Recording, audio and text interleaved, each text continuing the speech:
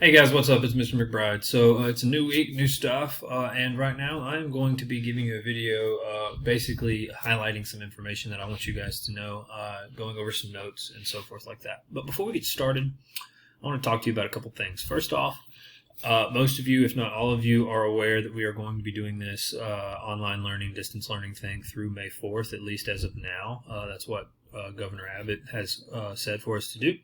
So we will be doing this like this for the next 4 weeks at least, maybe even longer. So while we're doing that, I'm going to be doing things a little bit differently. If I spoke with you over a Zoom last week, you know what I'm about to say. If not, just continue listening for this. So we are going to be doing online learning a little bit differently. I am going to be posting videos like this every Monday whenever we start the week and give you your assignment. And I'm basically just going to be going over the concept that you're going to be working on that week in a simple, short lesson. I will have the notes for you, and I'll even post the notes on Google Classroom for you along with this video. So if you have any questions, you can always go back to this video or go to the notes that I'm providing for you. Now, you will have one assignment a week that is going to be graded. I will let you know what that graded assignment is so you can get that done. If you do not get it done, you will not get credit for it. Please do your work by the Friday of that.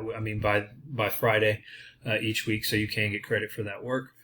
And if you have any questions about that work, let me know through Remind, let me know through Google Classroom, let me know through email. Any one of those works. Every Tuesday, I am going to be starting this week. I am going to be doing a Zoom conference with all of my classes on Tuesday. And basically, I'm going to start from 10:30 in the morning on, depending on what time slot your class gets, just depends on what part of the day you're in. So please, if you're on one of those 10:30 classes, make sure you're up for at least 15 minutes because it's not going to be a long meeting. It's just going to be one of those things where we come together, you can talk with your friends for a minute or two, or you can ask any questions about the assignment that you need to ask me.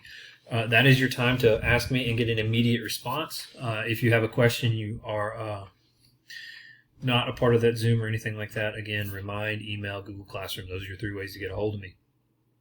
I do encourage everyone to be a part of those Zoom meetings because information will be said there that is very important and stuff that you can use in your assignments, not just my class, but all of your classes together.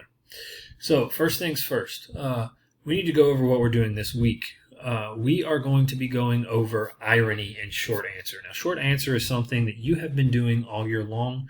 I introduced it to you at the beginning of the school year. And we've been hitting on it multiple times throughout. And irony is something that we've been doing throughout the year as well.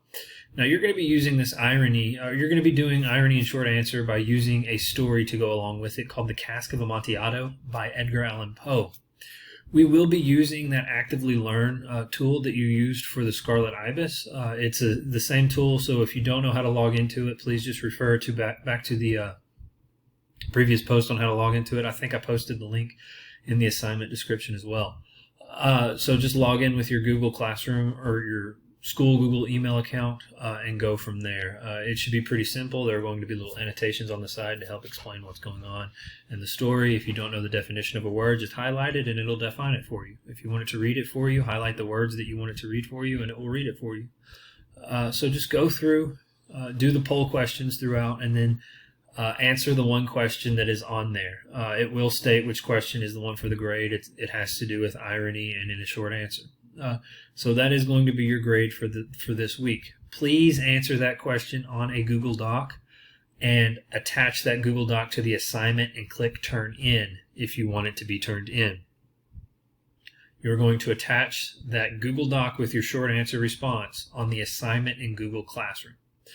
All right, so I think I've gotten everything taken care of as far as housekeeping and everything. So a couple things.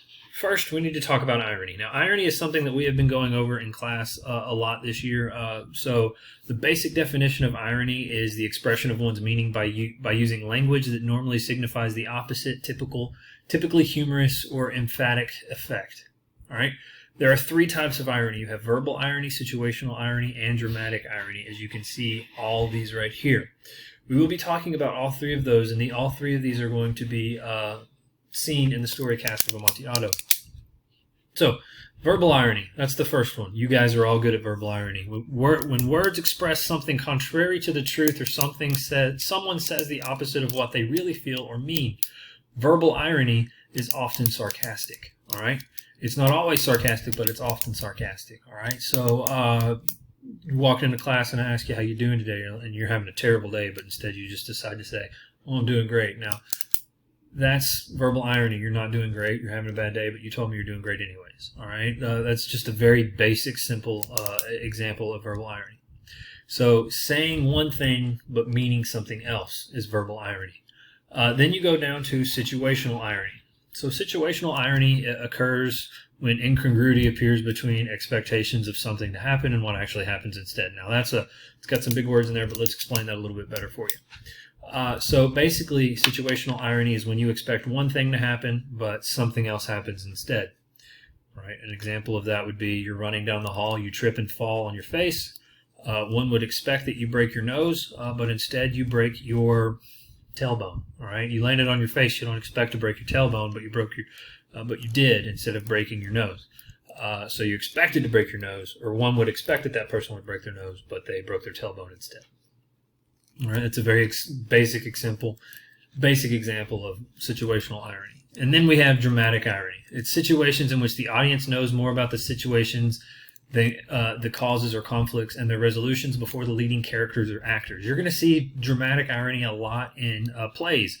You're going to see a lot in movies and stuff like that, but it's also in literature, short stories, novels, books, stuff like that. And basically, dramatic irony, you know more than the character knows. So if we learn through the narrator or something that Jimmy has cancer, but Jimmy doesn't know that he has cancer himself, you know more than that character. You know more than the character as the audience, and so that is dramatic irony. That's a very serious form of dramatic irony. Another thing would be is, say you're watching a play. You see Tom, the leading character, walking around the front of the apron of the stage, or the front of the stage, and then you see Jimbo in the back holding the bat. Now, we know that Jimbo is in the back holding the bat, about to swing and knock him out, but Tom does not know that. We know more than the character, right? We know that somebody's doing something that Tom does not know, all right? So we know more than that. That's another basic example. So those are 3 different types of irony, okay? And I want you to be looking for those in the story, The Cask of Amontillado, also looking for those throughout your life, situations in life and stuff like that, because you will be asked to do something along the lines of that, or explain something along the lines of that in your short answer response. Now let's go to short answer. Short answer is something that we've been going over all year long. You have 4 basic parts to the short answer. You have your topic sentence, your concrete detail, your commentary sentence, and your closing sentence. All right? These are all simple things. Your topic sentence right here, that's going to be 1 sentence. Only 1 sentence. That's your claim. That's your answer to the question. This is what the rest of your paragraph is going to be about. You know, I kept on stressing thesis before spring break. This is basically your thesis for your paragraph. Okay? This is going to be what the rest of the paragraph is going to be about. This is the answer to the question. So if there's a question, what type of irony is used in this passage, you will say, the type of irony that is used in this passage is this, all right? That is going to be the topic of the paragraph. Your concrete detail should be around 1 sentence, and that is evidence to support your topic sentence. This should be a quote, example, fact, etc. This must support the answer you provided in your topic sentence.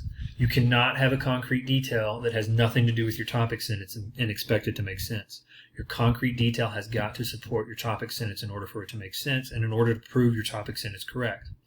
The most basic example that I can think of right now is a quote. So if you're using a quote in your concrete detail, it's a quote that supports the topic sentence that you gave above. All right? Then you go to commentary. Now, for every concrete detail, you should have at least 3 to 5 sentences of commentary. These are sentences that are explaining your concrete detail in a little bit more, with a little bit more explanation. This will talk about why you chose that concrete detail, why you chose those specific example right there. It will explain some ideas provided in your concrete detail that's not explained that much, and it is meant to provide more information to you to prove your answer correctly. So it should be around 3 to 5 sentences as a whole for your commentary. For every 1 concrete detail that you need to have at least 3 to 5 sentences explaining that concrete detail and why it supports your topic sentence. So commentary explains the concrete detail and explains why it supports your topic sentence. Then your closing sentence. It's one sentence. It's your final conclusion sentence. This is one last sentence that is wrapping up the paragraph. So this one sentence wraps everything up. You're wrapping everything up that you said right here, okay? You need to wrap everything that was stated in one sentence. You can start that off by saying, in conclusion, therefore, furthermore, etc. All of those are different ways to start your conclusion statement, and there are more different ways that you could come up with yourself based off of that. So that's basically the notes to write a short answer response, and I will post these on Google Classroom so you can look at them anytime you need to look at them and so forth.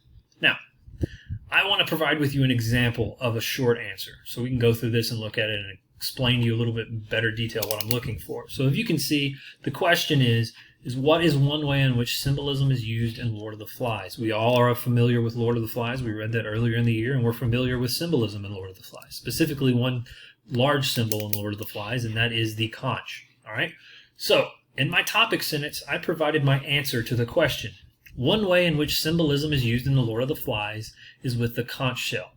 I restated the question into the answer. Now, we talked about restating the question into the answer a lot before we left for spring break. If I was to ask you what your name is, you are going to respond with, my name is this. So what is your name? My name is Noah McBride. I restated the question of what is your name into the answer by saying, my name is Noah McBride. All right. So we go from there and we restate the question that is provided right here into our answer for our topic sentence. One way in which symbolism is used in the Lord of the Flies is with the conch shell. Then we provide a concrete detail. Now this is your quote. In Lord of the Flies, William Golden stated, they obeyed the summons of the conch partly because Ralph blew it. Now that is the quote we are using to support our topic sentence. It talks about the conch and it talks about them obeying the conch.